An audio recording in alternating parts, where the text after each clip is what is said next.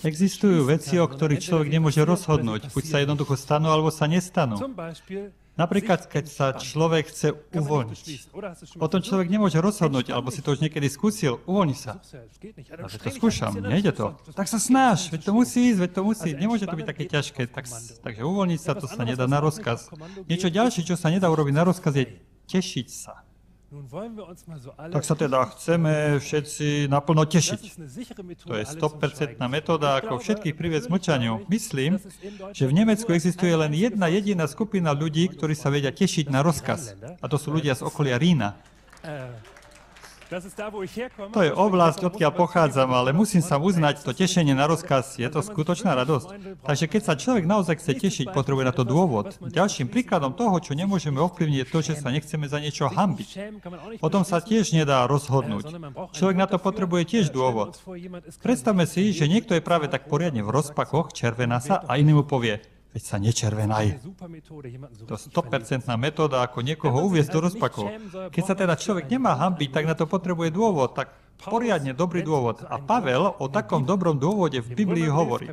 V liste Rímskym 1. kapitole v 16. verši hovorí: nehanbím sa za zachraňujúcu správu evanjelia, je mocou Božou, ktorá oslobodzuje všetkých, ktorí jej dôverujú. Nehanbím sa, hovorí Pavel.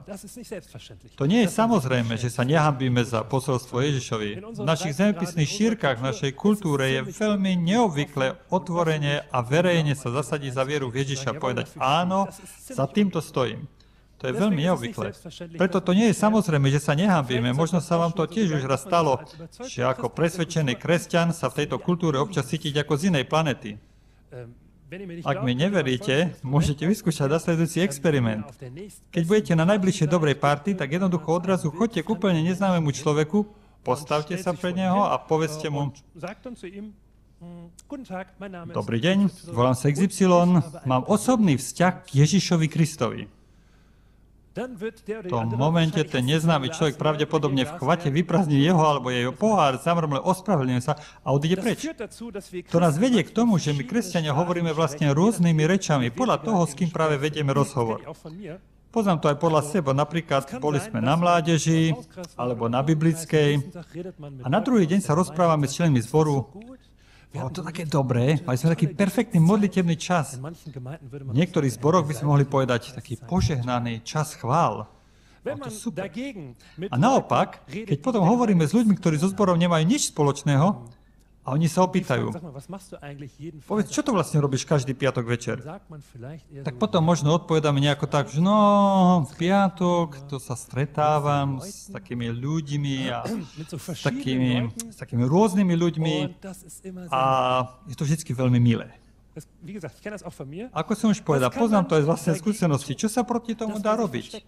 Aby sme sa neskrývali so svojou vierou, alebo čo by sa dalo urobiť preto, aby sme si sebavedome stáli za svojou vierou. Úplne na začiatku, úplne jednoducho si môžeme vyjasniť, v čo vlastne veríme. Neveríme predsa len tak hodčo. Takže nie je to ako pri tom mužovi, o ktorom som raz počul, že muž vychádza z kostola, pred kostolom je tým reportérov, kameramanov, mierí na neho kamera, veľký reflektor a pod nos mu strčie veľký mikrofón a reportér sa opýta: v čo presne vlastne veríte? Ten muž odpovedá: no ja verím v to, čo je môj zbor.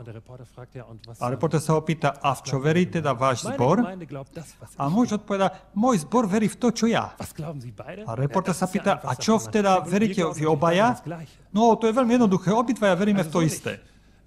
Takže tak to nie je. My neveríme len tak hocičo, ale my veríme v zachraňujúce posolstvo. Tak je to v texte. V gréčtine je tam slovo euangelion. My veríme v euangelion. A vtedy, keď to Pavel písal, to bol odborný výraz. Keď Rímania hovorili o euangelion, tak tí mysleli v skutku pozitívne posolstvo. Víťazné posolstvo. Niečo skutočne dobré. Takže pre naše pochopenie, čo vlastne počul Riman, alebo človek v tedajšej doby, keď začal euangelion, predstavte si, je už 90. minúta v finále majstrovstiev sveta vo futbale, stav 1-1, slnko praží na štadión, hráčom steká pot na čelách, trenéri pobehujú nervózne v tej svojej vyhradenej zóne. A tu zrazu prichádza sláva, prihrávka, zakrútená ako banán, dopadne pred branu a v tej trme vrme vbehne dorastenecký útočník, ktorým nikto nerátal, šprintuje do bránkoviska, spracuje loptu najprv hlavou, potom kolenom a nakoniec nohou a potom posunie loptu popri brankárovi a brankár, tak si to aspoň predstavujem, sa ako v spomalenom záznaj pozerá za tú loptou. Wow, lopta vletí do siete, plop, celý štadión je ticho a potom všetci vybuchnú do radostného jasotu. Každý kričí, reve, ako keby nemal zajtra už byť. To je Euangelion. OK? Rozumeli sme sa? Toto vtedy ľudia chápali, keď počuli Euangelion. A čo je náš Euangelion? Čo je ten Euangelion, v ktoré my veríme ako kresťania? Euangelion je to, že Boh chce teba. On ťa chce odjak živa. Ešte skôr, ako bol tento svet, dávno predtým, ako Boh vdýchol prvý atóm do tohto sveta, už myslel na teba, na nás. Možno to poznáte, že ak je niekto pre niekoho dôležitý, tak už to robí radosť, ak si hovoríme meno toho človeka sami pre seba. Myslím, že ešte predtým, ako vznikol svet, sedel Boh vo svojom nebi a hovoril si sám pre seba naše mená a hovoril: Štefan, toho tu raz chce mať. Lenu, Daniela. Boh ťa chce. Boh chce každého človeka. Boh chce každého človeka bez pomlčka podmienečne. Bez toho, aby nám dával nejaké podmienky. To znamená, že Boh vidí každého človeka úplne realisticky. Boh teba vidí, Boh vidí každého človeka, ktorý existuje, vidí jeho alebo ju úplne realisticky a hovorí: ja ťa poznám ťa úplne presne. Vidím ťa realisticky, vidím všetky tvoje svetlé aj tmavé stránky. Viem o veciach, ktoré sa ti nepáčia. Viem o veciach, ktoré si možno ani sám nepriznáš. A ja ťa milujem. Milujem ťa takého, aký si. Teším sa z každej sekundy tvojej existencie, z každého tvojho nádychu. A ty nemôžeš a nemusíš preto nič urobiť. V toto veríme. Boh nás miluje bezpodmienečne, preto prichádza cez Ježiša na tento svet, stáva sa človekom, ide na kríž, ide na smrť a je živý a neviditeľný medzi nami. A Boh cez Ježiša klope na dvere života každého človeka. Klope a hovorí: chcem ťa. Boh nemá čas užívať si svoju veľkoleposť nebi, pokiaľ sa mu stratí, čo je len jeden človek. A preto hľadá a hľadá a hľadá, až kým nenájde každého jedného človeka. Boh klope cez Ježiša u každého jedného človeka a hovorí: chcem ťa. Chcem s tebou viesť veľkolepý život. A všetko, čo si od teba želám, je, aby si mi povedal áno. Toto je naše Evangelion. Nehanbím sa za zachraňujúcu božstvo. Píše apoštol Pavel, ono je Božou mocou. To znamená, že to nie je len informácia. To nie sú len slova, nie sú to prázdne reči. Ale toto posolstvo má moc. Nie je to tak, ako s tým známym politikom, o ktorom som raz počul, že vedie interview s tým žurnalistom a potom to rozhovor príde k žurnalistovi jeden kolega jeho a pýta sa: no čo povedal ten politik? A žurnalist povie: nič. Ten kolega tomto povie: ja viem, ale ako to tentokrát vyjadril? Takže tak to nie je. To nie sú prázdne reči. To je správa, to je zvesť, ktorá môže zmeniť svet, svoj život na hlavu postaviť. Sven má 18 rokov, keď prvýkrát počuje o Jesus House. Vlastne volá sa inak, ale ja ho budem volať Sven.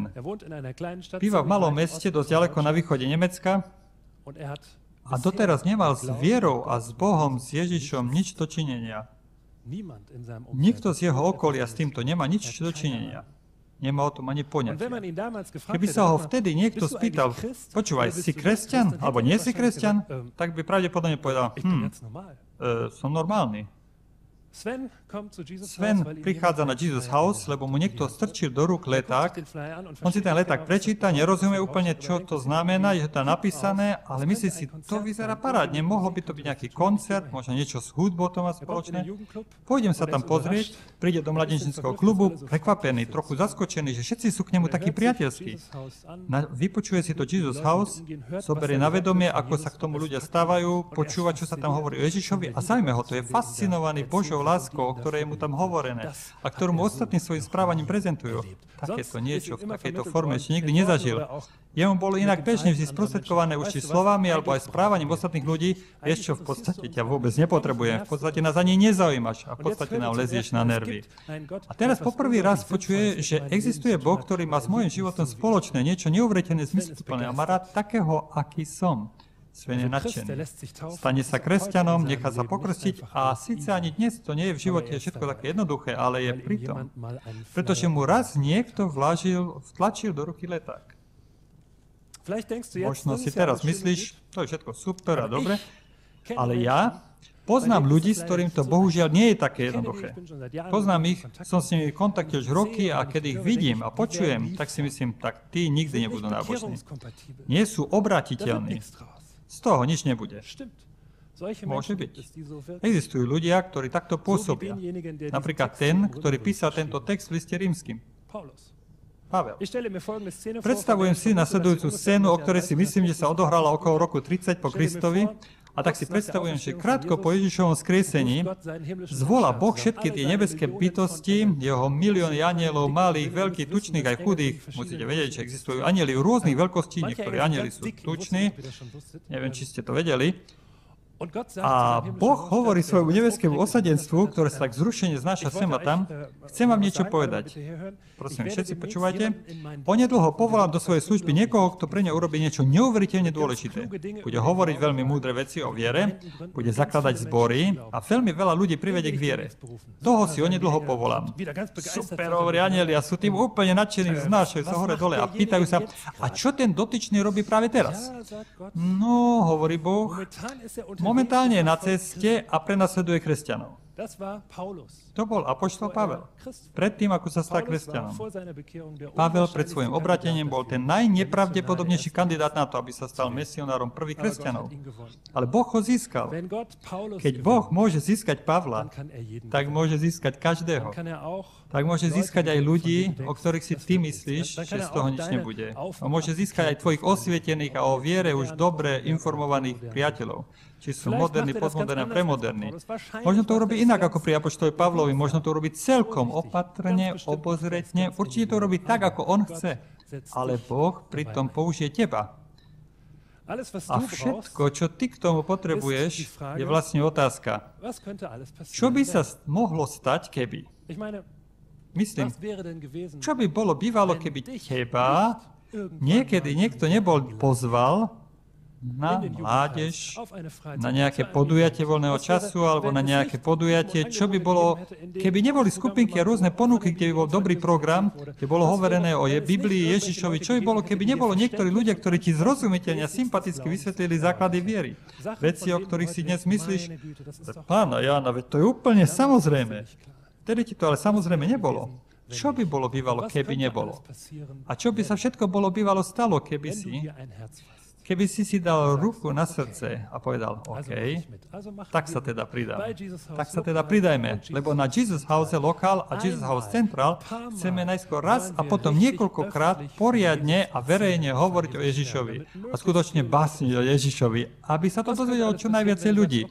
Čo by sa všetko mohlo stať, keby povieš, OK, pridáme sa a poriadne sa do toho vložíme. Otapetujeme celé mesto plagátmi. Budeme rozdávať letáky a budeme pozývať a postavíme sa aj na hlavu, len aby ľudia prišli a vypočuli si tú správu. Čo by sa všetko mohlo stať, keby? Ty môžeš byť tým pomyselným keby na Jesus House. Možno len pre jediného človeka. Ale ten jeden stojí za to. Amen.